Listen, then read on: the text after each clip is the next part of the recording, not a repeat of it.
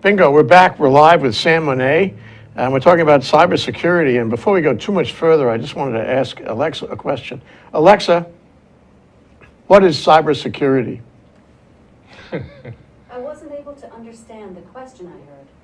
You think she's really ignorant about that? Who's Alexa, define cybersecurity.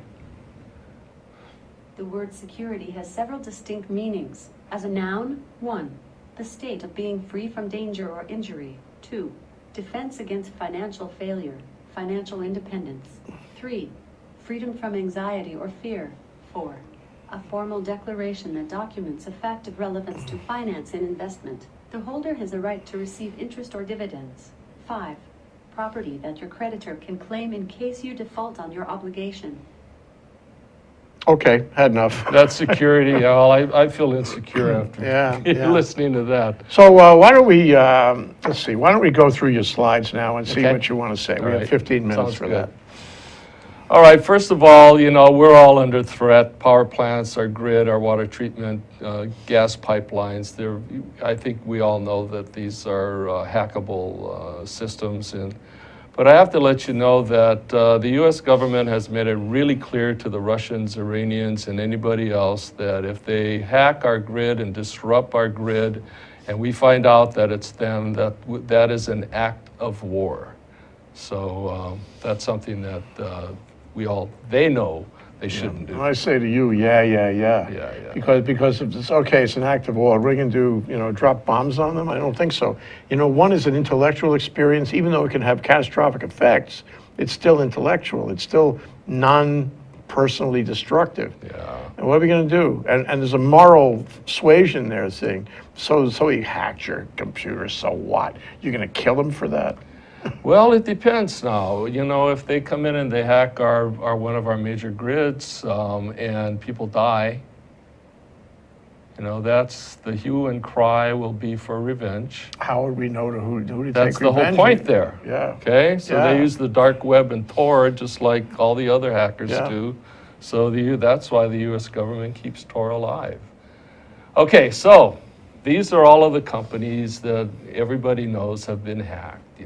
Facebook, Sony, Siemens, Trump, U.S. Steel, the U.S. government.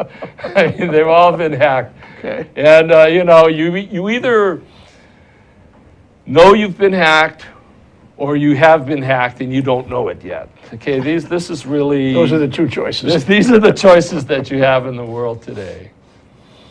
So, okay, all right. So here's the U.S. government destroying the Iranian centrifuges. What they did in 2010 is they put a worm into the Iranian system, and it caused the centrifuges to spin out of control and destroy themselves. So we're the guys that actually started it. I mean, we on a global military, government-to-government basis. I mean, this was the first real international cyber attack to destroy the enemy's capabilities. And it was us doing it to the Iranians. And so... As I remember, the question was how you deliver the worm. It came in a stick. And you mean a thumb stick? drive? Yeah, a thumb drive. And somebody put the thumb drive into their system. Yes, they did. And it came in a stick because it was, as I recall, it was sent all over the world, but it wouldn't work unless it got into Iran and it got into those because they shut off their system from the internet and from the world. It was closed, and that's the key. Okay, you stay small and stay closed. Yeah. But even then, they found, you find one employee in the company in a global corporation, and all you have to do is let that person, that person gets you in. Here's a good one. Here, okay. 1980s, Pan American Airlines. Some people don't remember Pan American, but at the time it was one of the largest airlines in the world, probably the largest. And here in Honolulu, and I'm going to say this now because everyone that was involved in this is deceased, but an employee at the ticket counter was using their new computer system, and he met a young local hacker, person who had a Mac computer. Right here. Yeah, and these guys got together and they used the employee's ID number and password verification code to write free boarding passes. In those days, you didn't need to show ID for boarding passes and employee boarding passes. You could fly free, family, friends, and everybody else. So they never checked IDs and the boarding passes. I mean, so this guy was writing hundreds of boarding passes.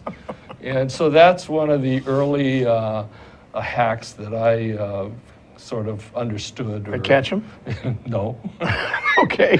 And then went belly up. That could have been one of the reasons. It could have been one of the reasons. Yeah. So, yeah, but hacking is that way. I mean, it can be as subtle as someone getting into your checking account, and it's usually aided by employees.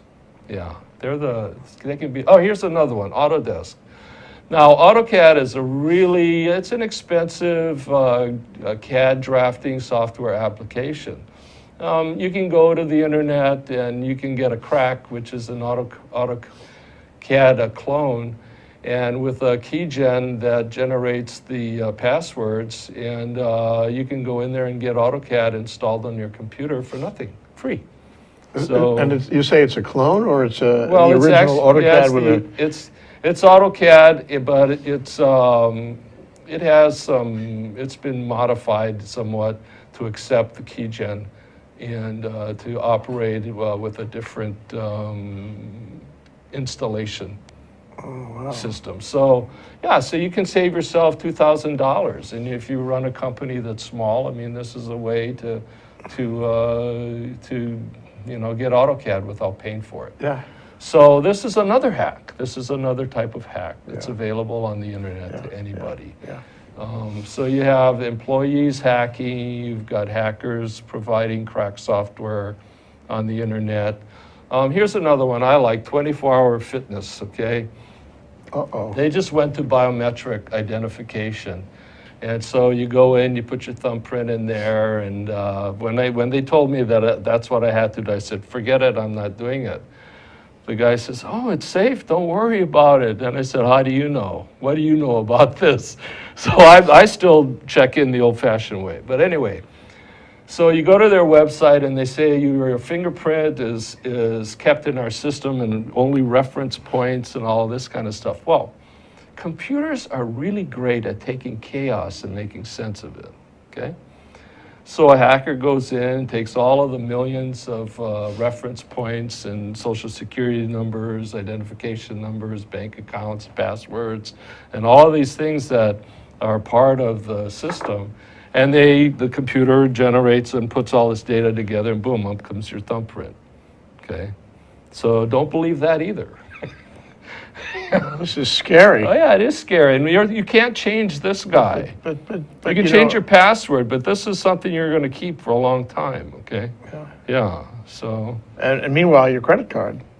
Credit You card can change that, but information, meanwhile, before you know it, I mean, you give them or any retailer your credit card.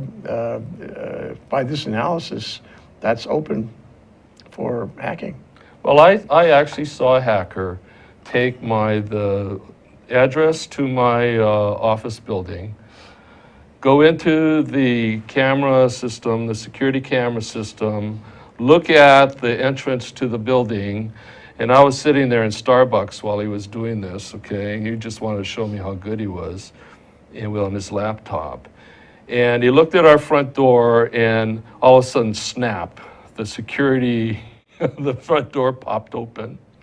He opened it. He opened it, and he goes, how's that? And I go, oh, pretty good. So then he goes into our server, and he goes, is this your desktop on your computer? Oh, gee whiz. Yeah, and this is like about 8 in the evening, after everything was closed, but the server's still on, right?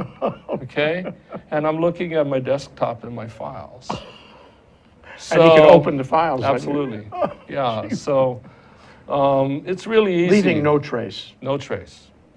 No trace. And you would never have known it had he not shown you. Yeah. And he was trying to impress me, and he did. I guess so. Yeah, but I've seen guys that are actually better than that too. Yeah. How could you get better than that? That's pretty It's good. pretty easy though.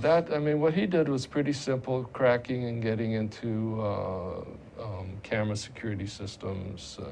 Once you're tied into that part of the system, getting into the rest of it becomes pretty easy. Yeah. So, Will you continue to be my friend, Sam?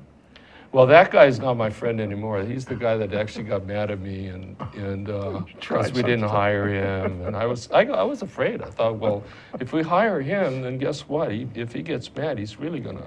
Well, that's something that actually is of interest. So, what are the motivations for this for hacking and breaches of cybersecurity? I mean, a desire to breach cybersecurity. This guy, he was angry, okay? So he might have done that. But then it was also, sounds like he wanted to show you what a big guy he was. Absolutely. In the case of a government or some kind of, corporate espionage, it's different. It's for money. Money. Yeah. Money. And when it's for money, it's not just fun and games. No. It's not just for ego purposes. It's for money, and therefore the person doing it can be well paid. Absolutely, to do yeah. something that most people can't do. Yeah.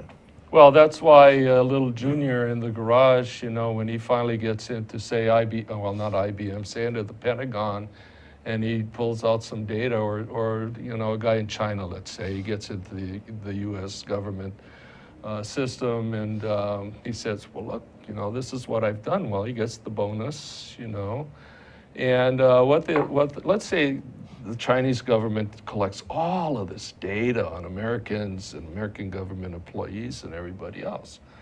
Well, they keep all of this data, and what they do is they look at your patterns on what kind of passwords that you use for this and that and everything else, and they create key gens that will anticipate what you'll do and what passwords you'll use. They'll know your password even before you invent before your you password. even do it, yeah. Okay, so, I mean, when you go onto the web now and you want to download some data from a company or something, they ask you to join their network and the password and everything else. And so you get into patterns. Sure you do. Okay, and so when they get all of these patterns, they save all of this data for the time when they're going to do something. Okay, so they're saving this data just like we are. Okay, they're saving this data for the time when they need it for warfare. And that's the scary part. We haven't had that yet. Not yet. We've had only 4 against Sony, but that was North Koreans. North Koreans. Yeah, but they're getting better. Yeah. Yeah. So, I mean, you said before, either you've been hacked or you've been hacked and you don't know it. Yeah. And that would, by just looking at that syllogism, in fact, it means everybody's been hacked. Everybody's been hacked. So what is a hack? What's the average hack? They come look, they come take, they come screw it up. What is the average hack? They look, they take, they save. They don't screw it up. They don't save that for because later. if they screw it up, the amateurs will screw it up because he wants to just show you how smart he is.